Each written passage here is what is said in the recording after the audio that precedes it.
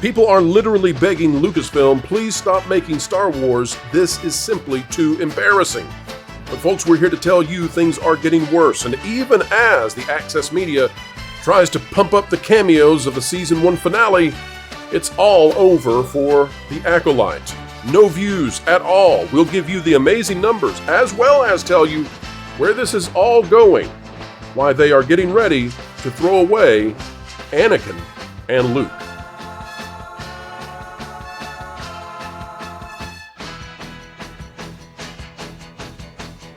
Hello folks, welcome back to the Pro Channel. We are ever excited to have you here with us as we are going to have a very interesting conversation with Marvin the Movie Monster. Today we're talking about the state of Star Wars following the Acolyte, and this thing is as dead as it can get. Ignore the headlines out there from the lamestream Access Media. They're doing whatever it is they do that keeps them in the good graces of corporations. They're absolutely irrelevant at this point, folks. We're looking at a show that ended with 5% of the viewership of Mandalorian Season 2's finale. Nobody's watching this. So whatever the articles are saying, it's all a bunch of fluff. It's all a bunch of nonsense. We're going to get into the heart of it in just a moment. Marvin, welcome back to the channel. Oh, glad to be here. You know, it stinks that we have to talk about Star Wars in such a way. It's like when a friend of yours like just completely goes off the rails and ruins their life, and then you talk about it with your other friends and about like what you could possibly do to help, and you realize there's nothing you can do to help because they have to help themselves. Well, let's take that analogy a little further, Marvin. It's kind of like watching somebody who has a real problem with a particular substance, and you try to get them help, and you try to get them help, and then they're like, you know what? Now that I've ran everyone in my life away, I'm going to try this other, even worse substance and see how that goes. And you just throw your hands up in the air and say, you know what? You do you. Take a look at this, Marvin. This is out of Star Wars Theory, the biggest YouTube channel that covers Star Wars. Sorry, Star Wars. You're not the biggest channel on YouTube that covers Star Wars. It's Star Wars Theory. And Star Wars Theory says this. If you don't understand the characters, how the Force works, Yoda now being incompetent, and the fact that, I don't know, Jedi haven't had war and death for 1,000 years, but yeah, please tell me more how you don't understand the prequel trilogy or the complexity of Star Wars. And this is him pushing back against, I don't even know who's defending this. This show, I mean, we gave it the last episode, and we're not trying. Listen, I gave Inside Out 2 a 7 out of 10. I gave X-Men 97, I think, an 8.5 out of 10. We play fair here. We gave The Acolyte, the finale, a 0.4 out of 10. A 0.4 out of 10. Yeah, and it was only that high because Culture went renegade and gave it a 2. It's some of the worst garbage I've ever seen. It is reprehensibly bad. It's an abomination. Like, that's how bad it is, you know? I was saying this on a stream last night. It's not even the virtue signaling and the agenda that is the problem in this show. I mean, yes, it is a problem. But the problem is just that it is written like AI would do a better job. This was written like a third grader wrote it. I mean, it's that's offensive to third graders. Yeah, it's offensive to third graders. Listen, it doesn't feel human. And I was talking with someone, so, you know, I go jogging with a running partner. And I'm sure he'll be watching this video and get a smile from this. But we were talking about there are no characters to root for in this show. Nobody. No, there's nobody that is likable in any way. And they say that you write about what you know. Well, Leslie Headland knows evil. And I'm sorry. She's the personal assistant to Harvey Weinstein. That's the environment from which she comes. She openly puts out family drama for the entire world to read about. She knows this stuff. That's what she wrote. That's what you have. And if that made Kathleen Kennedy cry, well, it made us cry too, but for a different reason. I want to take a look real quick, Marvin. Go ahead. Sure. No, I said to Lorne Connor, I think in private, I said to him, I said, remember the fact that like we used to know who every background character in Star Wars was. Every little character in the background of the movie scenes had their own story, their own name, their own action figure, and we knew them all. Like I couldn't tell you the names of most of these characters. And we don't want them to come back because they'll be, even the ones who never spoke, we don't want them to be mistreated. Being in a season 2 would be a mistreatment. I want to read this article real quick. It's go for it. Out of Forbes. Eric Kane has done a fantastic job. Not everybody at Forbes has done a fantastic job, but we still love Forbes. The Acolyte Episode 8 recap and review, a dreadful season finale, and the cameos can't save it. We're going to talk about that in particular. It says, The Acolyte was a mess from start to finish, and Tuesday night's jumbled season finale only strengthens my belief that this was a show that needed about 3 more drafts before going to production. I think it needed an entirely different team. Everything about the show is rough and messy, and the 2 very fun cameos in the finale can't save it from itself. Now, the cameos are Yoda and Darth Plagueis. The problem here, Marvin, is that one, and Star Wars Theory nails this, by bringing Yoda into this, it makes Yoda utterly incompetent. Or just complicit. Totally incompetent. Or complicit, either one. And complicit. Complicit's worse. And the Plagueis thing, this is a character who was supposed to be the predecessor to Emperor Palpatine. He's this big baddie that you've only heard about in lore. And the cameo was this guy that looks like Kif out of Futurama, geckoing his way to a little door. And it's like, what have you been doing exactly? Like, while they've been making Sith love on this planet, have you just been like with little binoculars watching me like, ooh? Like, that is not the way that anyone wants a big baddie to show up, is just randomly, I've been hiding in the doorway watching you make Sith love. It's so stupid. Marvin, what's the state of Star Wars after these 2 huge fumbles? It is not even on life support anymore. It's on hospice. It is just a dead franchise at this point. They're the only people that are showing any kind of exuberance. It's just weirdos who like to pitch female characters with genocidal maniacs because they have some kind of bad boy I can change him fantasy, or it's Marvin. I'm going to interrupt there. I disagree. This is an embracing of the bad boy. There is no desire to change. It is the girl changing to be evil with him. Oh, you know what? You're right. I like those words, Marvin. I like those words. Yeah, I think that it's also the bots. I mean, Master of the TDS has done a great job of pointing out how many bots have been promoting this show and be like, oh boy, I am so excited for next Star Wars project. Yeah, it's just nonstop from them, and there's just 5% of the Mandalorian season 2 finale. That's got to be the most telling thing of all. The Mandalorian season 2 finale, the last high point for Star Wars fans, seeing Luke Skywalker back in all of his glory.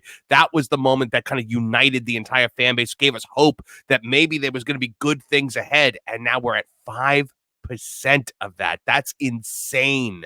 And they jettisoned all of it, Marvin. And that's how you arrive at this. They have literally ran off 95% of the audience.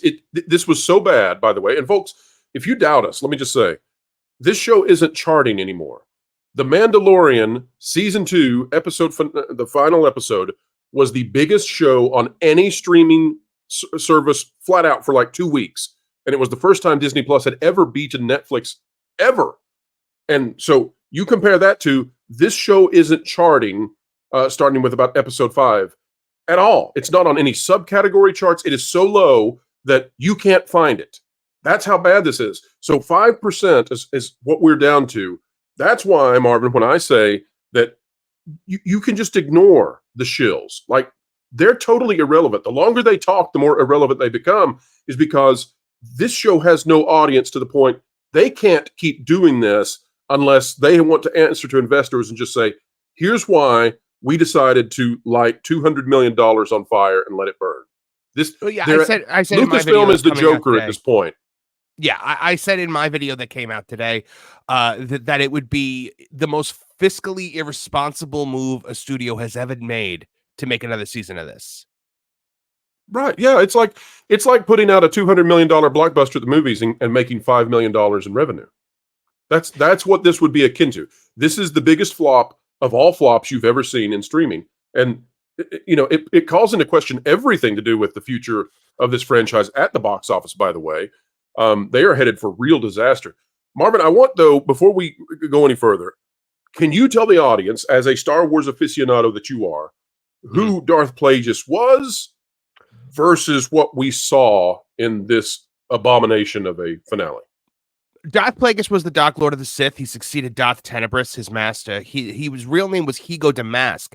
He was a high-ranking Mune of the planet Munilist, and they run the intergalactic banking clan. So he was extreme wealth, extreme privilege, had his own private moon where he conducted experiments and would experiment on the midichlorians to keep victims and test subjects alive for a prolonged period of time. Pure He evil. was pure evil.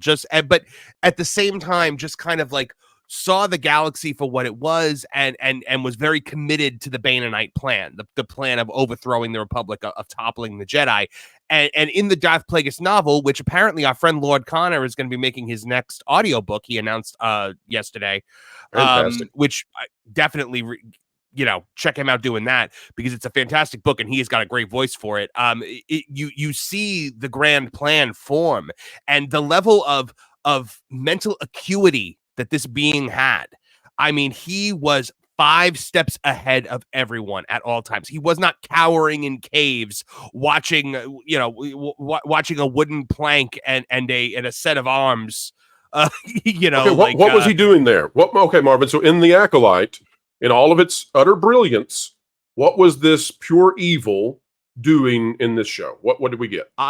I would imagine he's learning the fact that he can create life, because now it's because of them that he had this power that he possibly used to create Anakin Skywalker, though that wasn't in the original Plagueis novel.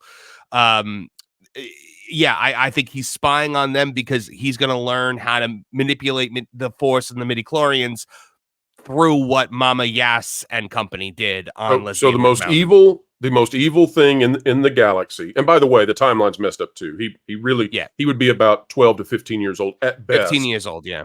Right. So so the timeline's screwed up. They don't care. But so he is in the bedroom of Kamir, the emo baddie in this thing, right? Or maybe he's not the baddie. I mean, killing all the Jedi doesn't make you bad in Leslie Headland and Kathleen Kennedy's world.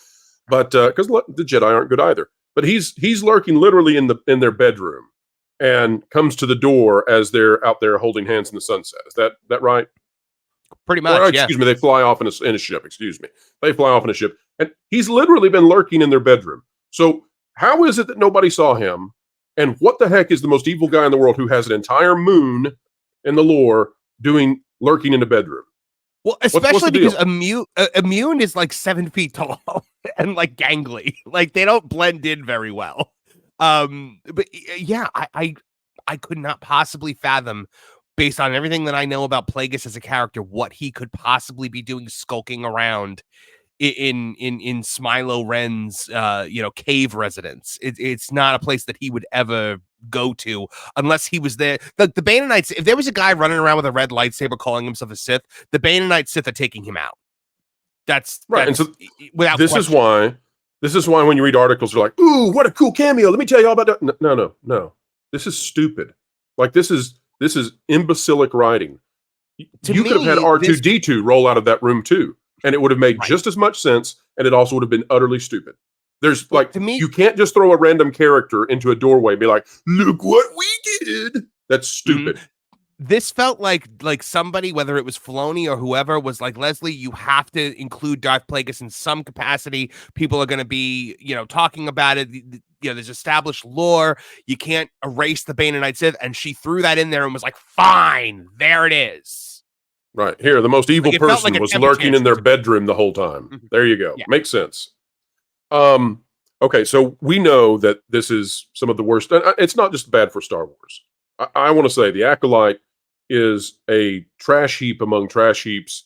You could put it up against, well, I'll give you an example. The latest Star Trek stuff that's been terrible. This outclasses that in any possible way that you can fathom. This is just about to the point you would struggle to make a parody match how bad the Acolyte was. So here's my last question to you, Marvin, as we get ready to wrap up. Given what has happened in this, the amount of lore breaking and the amount of audience breaking that this has done, do you think that Disney can continue in any capacity with this, or have we reached the point where there's nobody watching? So it's like de facto over. Like it doesn't even matter if Kathleen Kennedy's still there. She's not there because nobody's watching. It doesn't matter if you put out a movie because nobody's watching. It's de facto over. And that's the thing. Like it all comes down to the fact that I think they know now they cannot put out a movie. They can't put a movie in theaters right now because it will bomb. And that is the worst possible place for them to be. So yeah, I think they have to know that they're in trouble. and sweeping changes have got to be made. She has to, I mean, I know I believe her contract is up in October. So I would hope that means, maybe we'll be rid of her come a couple months from now, but she's Teflon. She constantly, manages to escape the falling of the axe. So well, they're scared. They're scared to let her go. So nobody in any field could possibly perform as ineptly as she has performed and keep her job. A garbage man couldn't do it. And you have to give it to her, Pro, because she's in her 70s. She's got more money than she could possibly know what to do with in the years that she has left. She doesn't have to work another day in her life. She chooses to go to work every single day to ruin Star Wars. She chooses to destroy these things. Yeah. I mean, Willow was a tax write-off. Indiana Jones, The Dial of Destiny was one of the biggest flops in the history of cinema. Maybe the biggest. We're still running the numbers. Should know that pretty soon, by the way. She has decimated Star Wars. There is not a brand that this woman has under her umbrella that she has not destroyed. Oh, it's amazing. Like to point at the sequel trilogy to say that was her success, and I was like, no, it wasn't, because each movie had diminishing returns. When you do a trilogy of movies, each movie is supposed to make more money than the last. That's how it works to move forward as a business. And I believe The Force Awakens made the most, and then The Last Jedi made less, and then The Rise of Skywalker made even less, and then between there, Solo bombed. So right, they had to pull it out of theaters. And then this idea that there's Star Wars fatigue. Well, that transferred into, there's superhero fatigue, and then that transferred into, there's movie fatigue. And then there was Disney fatigue, and now, we're going to get back to making moderated movies again. That's the idea. Marvel, by the way, we're hearing is making the switch. They have been making the switch. Kevin Feige apparently doesn't want to go down into flames. Kathleen Kennedy seems to subside there very well. Well, Marvin, I want to thank you for stopping by. I'm amazed at where we are with Star Wars, but it is what it is, folks. If you want to find perfection, look at Kathleen Kennedy. She's batting 1,000 at destroying the things you love. Marvin, you are not doing that. You're the opposite. Tell the folks out there where they can find excellence on your slice of the big blue web. Oh, well, we're Toontown TV. We're covering all things movies and TV, and we got daily videos coming out every single morning. Check it out. And we also have our live stream Toonie Talk TV every Thursday night at 8 p.m. We've also got Toontown Wrestling, which is our pro wrestling channel. We do our comedy scripted series, The Headlock Headlines, and we have Toonie Talk Wrestling live every Tuesday night. I'm also a contributing host on That Game Place, so you can check that out over there. And I'm also the theme park reporter for That Park Place, so check out my articles over at thatparkplace.com. Absolutely, folks. Great content, and Marvin is an up-and-coming up-and-riser. He's going to be one of those that you say, well, I wish I had been subscribed way back when. Do so right now, and you will get the win. Folks, drop a comment down below. Let us know, do you think this is all heading, ultimately, to making it be the lesbian witches who were the creators of life, the creators of Anakin, and strip away that he was the chosen one and retcon all of that and make it be about the lesbian witches? That's where I think Star Wars is going. That's what this is all about. This is the ultimate Force is female. Oh, I'm sorry.